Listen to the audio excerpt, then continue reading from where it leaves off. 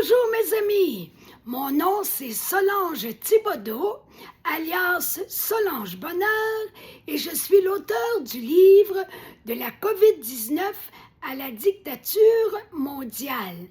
Hier, je vous expliquais que les étudiants désertaient l'université en 2022. Seulement 5% d'entre eux s'y présentaient, mais un nouveau problème a pris place car le personnel universitaire restait aussi à la maison. Quelle étrange attitude, nous disait M. Mathias Desmet. Je suis rendu au dernier paragraphe de la page 164 pour ceux qui veulent me suivre avec leur livre. Aliénés par une propagande de masse, les gens isolés perdent spontanément leur capacité à entrer en relation avec d'autres personnes. Une certaine résistance reste à surmonter car le contact avec l'autre suscite parfois un peu de nervosité dans le souci de bien agir et de vivre un bon moment avec lui. Pour certaines personnes, les résistances s'avèrent minimes, alors que pour d'autres, elles se révèlent beaucoup plus importantes. Néanmoins, le fait de partager avec d'autres individus apporte pour la plupart des gens une très grande satisfaction quand ils se rencontrent dans le monde réel. Ce besoin vital n'est pas facultatif pour l'être humain. Sous un aspect différent, pendant la crise, certains se parlent davantage par besoin de se rassurer. Ces personnes démontrent une plus grande solidarité pour suppléer à l'anxiété généralisée. Cependant, pour répondre aux contraintes sanitaires, ils acceptent paradoxalement de ne pas intervenir pour un accidenté de la route, sauf s'ils disposent par hasard de gants et de masques chirurgicaux. Les gens viennent de perdre l'autorisation de s'entraider en cas de besoin. C'est rendu grave parce que la nature humaine nous porte à secourir notre prochain. Puis là, c'est comme, non, on ressent plus ça, là, c'est fini, là, non, on n'est plus là. Oh là là! De la même façon, on consent à laisser mourir, souffrir même, dans la solitude, une mère malade ou un père agonisant. Et là, je vous fais un petit commentaire ici, là. Où sont nos valeurs chrétiennes dans ce contexte cruel? Les valeurs chrétiennes qui nous invitent à prendre soin des autres, à avoir souci des autres, à les aimer, à les secourir. Où sont ces valeurs? Où sont passées? Pendant ce temps, les médias de masse et les gouvernements insistent à tour de bras sur l'importance de la solidarité envers les personnes âgées en lien au virus. De quelle solidarité parle-t-on? C'est un peu spécial, là. On nous parle d'être solidaires, de penser à nos grands-parents, aux malades, mais ils veulent qu'on les laisse mourir tout seuls. C'est un petit peu contradictoire, vous trouvez pas? Quel scandale et quel paradoxe insoutenable! Effectivement, c'est très insoutenable. Voici donc la raison justifiant pourquoi l'État totalitaire peut s'attendre à ce que les individus dénoncent n'importe qui, même leurs proches. Ce totalitarisme pénalisera les délinquants si nécessaire lorsqu'ils ne montrent pas assez de solidarité envers la communauté. Leur concept de solidarité, bien sûr. Là se situe le problème. Nous y assistons actuellement. Les deux processus se produisent en même temps. Une détérioration spontanée et automatique des liens entre les individus s'effectue. Simultanément, les dirigeants tentent activement de renforcer ou de consolider l'isolement de la population.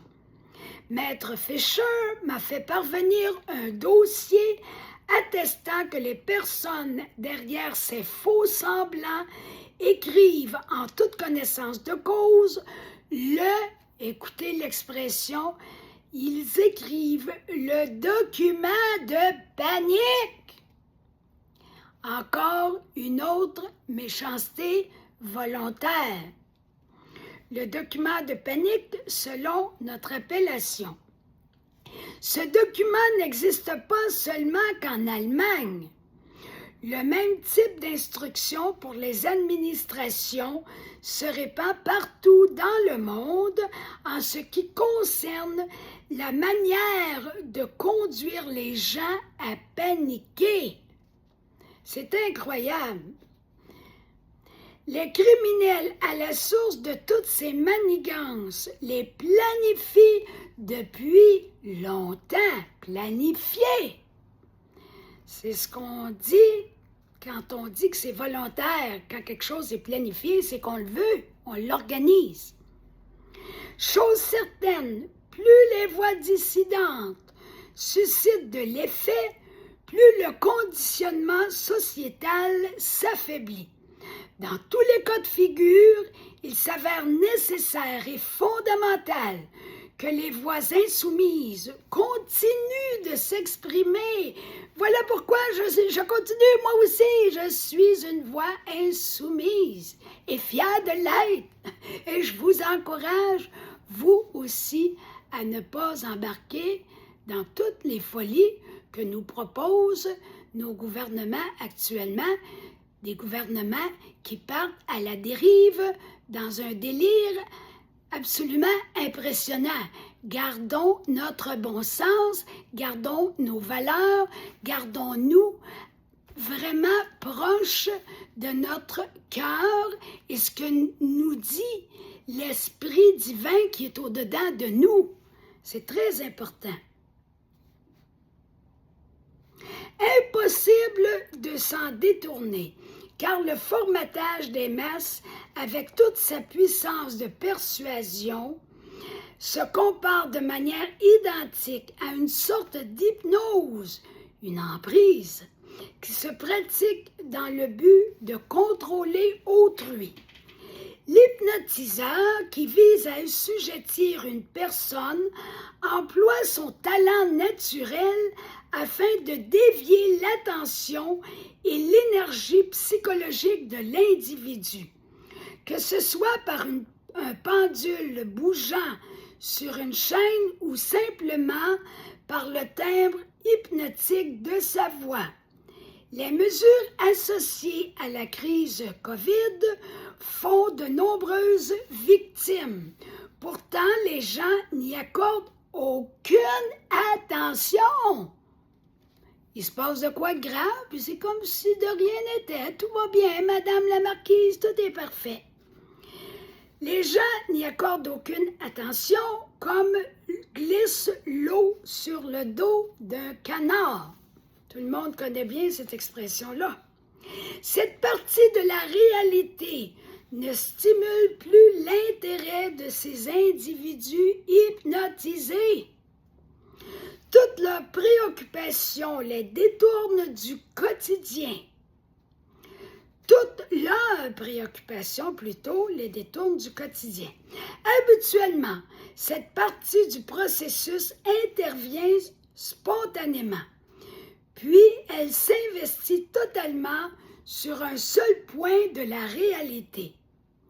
Le narratif de la COVID le démontre bien, car les gens ne focalisent que sur les mesures sanitaires. La conscience de tout perdre, de laisser tomber leur santé, leur richesse et l'avenir de leurs enfants, c'est pas rien tout ça, là. ne semble pas leur effleurer l'esprit. Je sais pas, moi, c'est comme quelqu'un qui il passe au feu, puis il se rend pas compte qu'il va tout perdre. Quelque chose qui marche pas, là. Vous voyez bien qu'il y a un conditionnement intense pour que les gens en arrivent à pas percevoir que toute leur vie, et même la vie de leurs enfants, est menacée. C'est incroyable. Tout peut disparaître. Ils ne le remarquent pas vraiment. C'est hallucinant. L'indifférence psychologique va bon train, on le voit bien. Quand ce processus continue et s'échelonne dans le temps et pour longtemps, l'hypnose psychique des foules s'approfondit graduellement. Je vous laisse sur ce pour aujourd'hui et on se retrouve lundi prochain pour continuer la lecture du livre. Je vous encourage à liker la vidéo, à la partager, à vous abonner à ma chaîne, à aller chercher mon livre en format numérique. C'est gratuit et en format papier, seulement 40 $. Et vous avez toutes les informations pour vous le procurer sur ma publication épinglée, c'est-à-dire la première publication de ma page Facebook. Et vous avez aussi mon adresse courriel si vous voulez exprimer quelque chose, poser une question, ça me fera plaisir de vous répondre. Alors, bonne fin de semaine et à lundi.